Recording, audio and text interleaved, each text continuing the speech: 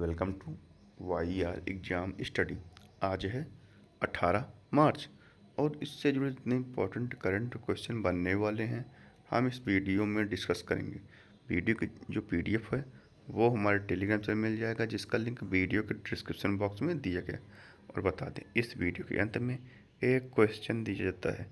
Question और उससे जुड़े जितने फैक्ट हैं आपको लिखने चाहिए और उसी क्वेश्चन का उत्तर अगले दिन वीडियो के शुरू में दिया जाता है। तो कल के प्रश्न का उत्तर है, हाल ही में दिल्ली सरकार ने वायु प्रदूषण को कम करने के लिए स्मार्ट स्टिंग सतहों के परीक्षण के लिए किस आईआईटी के साथ समझौता किया। तो यह किया किसके साथ? यह किया है आईआईटी मद्रास के साथ। तो चलिए शुरू करते हैं आज के करंट अफेयर्स। तो हाल ही में विश्व सामाजिक कार्य दिवस कब मनाया गया? तो विश्व सामाजिक कार्य दिवस यह 17 मार्च को मनाया गया है। यह दिन समाज को अधिक मजबूत और समावेशी बनाने में सामाजिक कार्यकर्ताओं के योगदान को सम्मान देने के लिए मनाया जाता है। अगला है, हाल ही में कहाँ इंडिया पोस्ट ने 24 स्पीड पोस्ट की इस सेवा का शुभारंभ किया? तो कहाँ किया है? यह किया है नई दिल्ली में। डाक विभाग ने 17 मार्च 2026 से 24 स्पीड सेवा पोस्ट सेवा शुरू की है। यह प्रणाली तत्काल पार्सलों की अगले दिन गारंटी शुदा डिलीवरी सुनिश्चित करने के उद्देश्य से शुरू की जा रही है और यह सेवा शुरू में 6 प्रमुख शहरों में संचालित होगी, जिसमें दिल्ली, मुंबई, चेन्नई, कोलकाता, बेंगलुरु और हैदराबाद है। इस सेवा का शुभारंभ नई दिल्ली स्थित आकाशवाणी भवन के रंग भवन सभागार में किया गया है। अगला है, हाल ही में किसे फिर से एटीएमए का दोबारा चेयरमैन चुना गया है? तो एटीएमए के दोबारा चेयरमैन कौन बने हैं? यह बने अरुण मेमन। ऑटोमोटिव टायर निर्माता संघ एटीएमए ने घोषणा किया कि अरुण मेमन को दोबारा चेयरमैन चुना गया।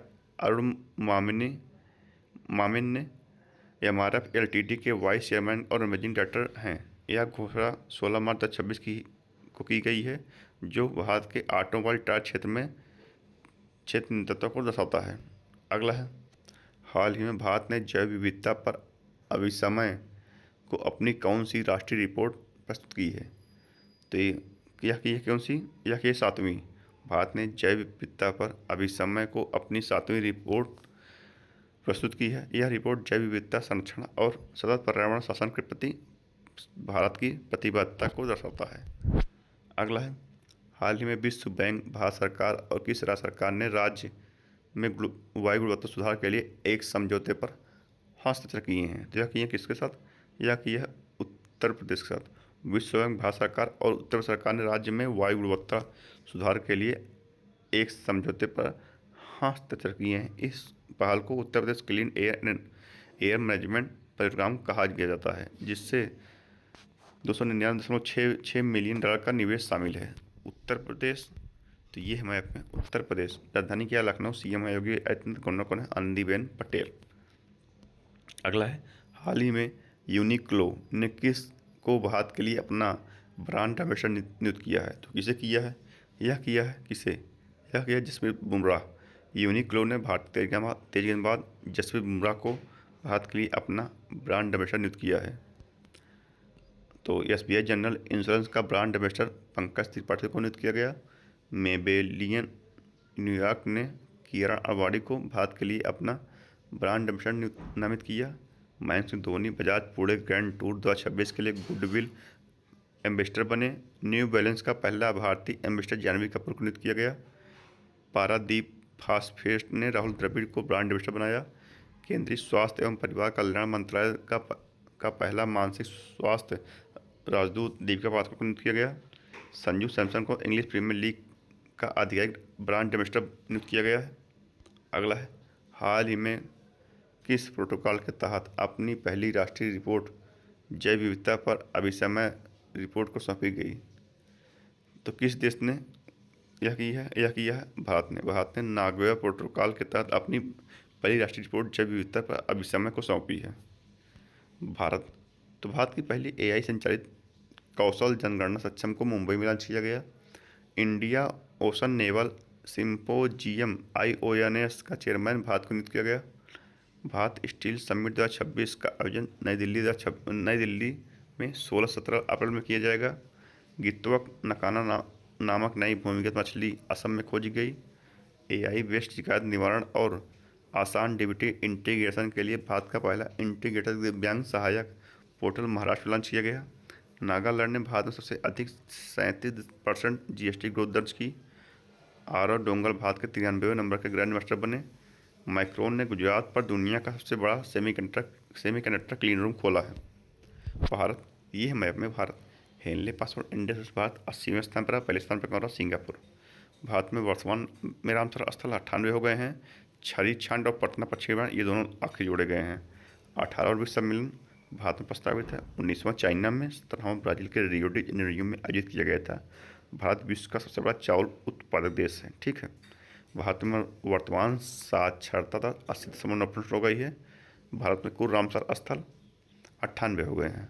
तो ये था भारत से जुड़े फैक्ट। अगला है, हाल ही में कुसुमपुर गांव किस राज्य का पहला स्मार्ट गांव बनने जा रहा है? तो कहाँ का है? यह है उड़ीसा का। कुसुमपुर गांव उड़ीसा के केंद्रपाड़ा जिले में स्थित राज्य का पहला स्मार्ट गांव बनने जा रहा है। इस पहल को वैज्ञानिक औद्योगिक अनुसंधान परिषद द्वारा विज्ञान एवं प्रौद्योगिकी मंत्रालय के साथ शुरू किया गया है। तो ओडिशा ने उच्च शिक्षा संस्थानों के लिए गर्मियों से पहले हीट वेव प्रबंधन एसओपी जारी किया। स्कूली शिक्षा और साक्षरता विभाग ने भुवनेश्वर में UDISE पर राष्ट्रीय सम्मेलन की मेजबानी की। आरबीआई ने देश का दूसरा सुरक्षित डेटा सेंटर भुवनेश्वर में लॉन्च किया। भारत की पहली एंटी ड्रोन प्रणाली का उपयोग करने वाला दक्षिण भारत का पहला बंदरगाह VO चिदम्बरम पोर्ट बन गया है। पारादीप पोर्ट को स्वच्छता पखवाड़ा 2025 में साल का सबसे स्वच्छ पोर्ट चुना गया। DRDO ने ओडिशा में solid fuel ducted transit technology का सफलतापूर्वक प्रदर्शन किया है। अगला है, तो ओडिशा, तो ये है मैप में उड़ीसा। कैपिटल क्या है? भुवनेश्वर। CM है मोहन चरण मांझी। गवर्नर कौन है? डॉक्टर हरिबाबू खम्बापति। कौन है? डॉक्टर हरिबाबू खम्बापति। और 18वां प्रवासी देश सम्मेलन ओडिशा में मनाया गया और सोनपुर बीच और गोल्डन बीच को ब्लू फ्लैग प्रमाण दिया गया। यह ओडिशा के बीच है। ठीक है। अगला है, हाल ही में हिंदी भाषा के लिए साहित्य अकादमी पुरस्कार 2025 से किसे सम्मानित किया गया? तो किसे किया गया है? या किया गया है ममता कालिया को हिंदी भाषा के लिए साहित्य अकादमी पुरस्कार दिया गया है। और अंग्रेजी के लिए नवतेज सरना और उर्दू में प्रतिपाल सिंह बेतवा समेत 24 भारतीय भाषाओं के लेखकों को भी पुरस्कार देने की घोषणा की गई है। तो प्रतिष्ठित NTR राष्ट्रीय फिल्म पुरस्कार चिरंजीवी को प्रदान किया गया।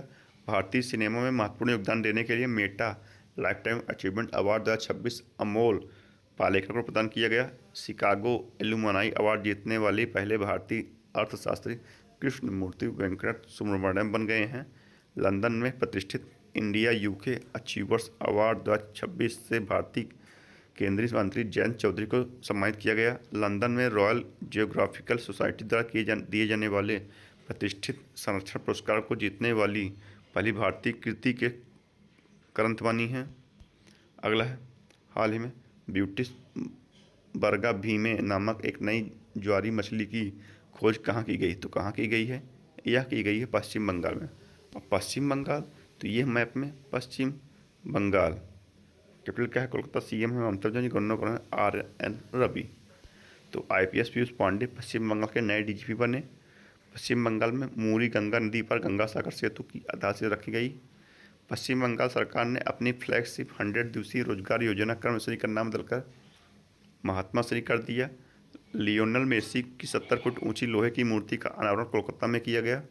रिटायर्ड जस्टिस रविंद्र सामंत को पश्चिम बंगाल का नया लोकायुक्त नियुक्त किया गया। क्रिकेटर ऋचा घोष पश्चिम बंगाल पुलिस की DSP बनी है। अगला है, हाल ही में बिम्स्टेक युवा पेशेवर विनिमय कार्यक्रम कहाँ आयोजित किया गया? तो कहाँ किया गया?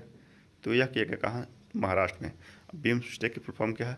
बे of Bengal Initiative for Multi Sector Technical and Economical cooperator.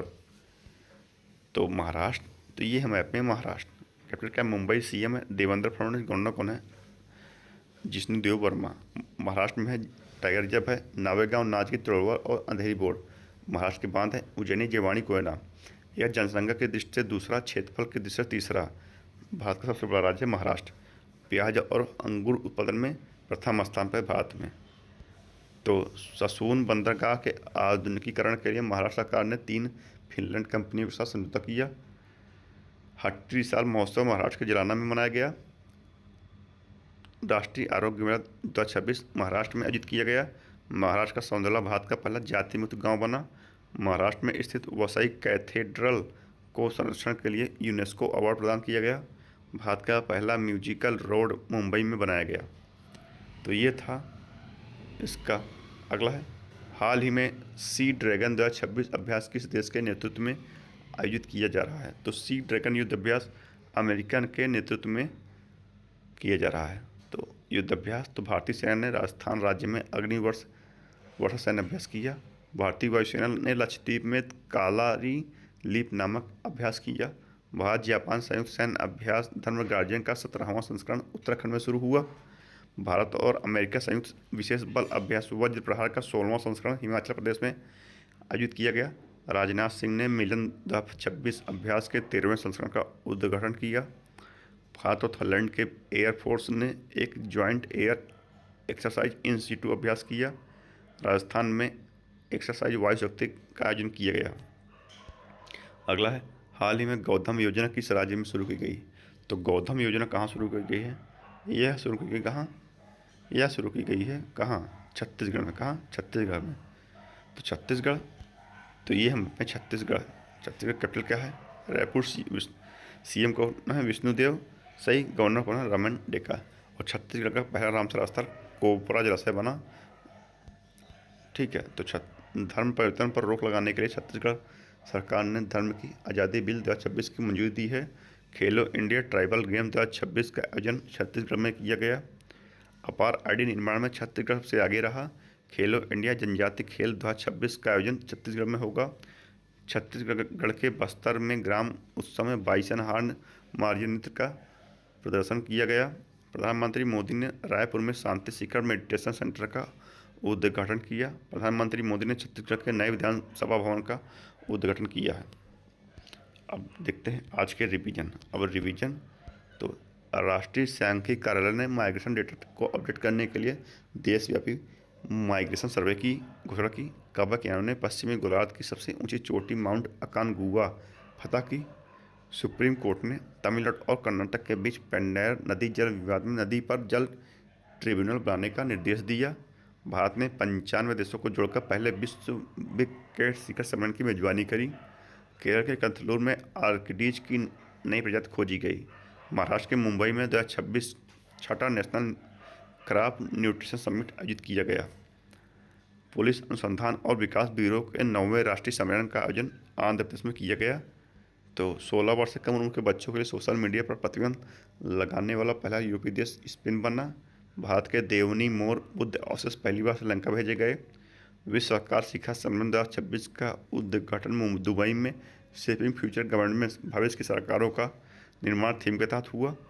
Meditation के लिए ग्रैमी अवार्ड दलाई लामा को दिया गया। स्पेन के वैज्ञानिकों ने पैंक्रियाटिक कैंसर का इलाज ढूंढ लिया। ओमान ने भारत के साथ ग्रीन एनर्जी कॉरिडोर के लिए $10 बिलियन के निवेश समझौते पर हस्ताक्षर किए हैं। चीन स्पेस एक्स की पहल को टक्कर देने के लिए अंतरिक्ष आधारित एआई डेटा सेंटर बनाएगा। किर्गिस्तान ने भारत से जानवर और पशु उत्पाद के आयात पर प्रतिबंध लगा दिया है। तो ये था रिवीजन। अब पूछते हैं आपसे आज का प्रश्न। आज का प्रश्न है, हाल ही में किस कवि और गीतकार को वर्ष 2025 के लिए प्रतिष्ठित ज्ञानपीठ पुरस्कार से सम्मानित किया गया? तो किसे किया गया है, इसका उत्तर आपको कमेंट में देना है। तो आज की इस वीडियो में इतना ही। अगर वीडियो पसंद है तो लाइक शेयर सब्सक्राइब कीजिए दोस्तों। धन्यवाद।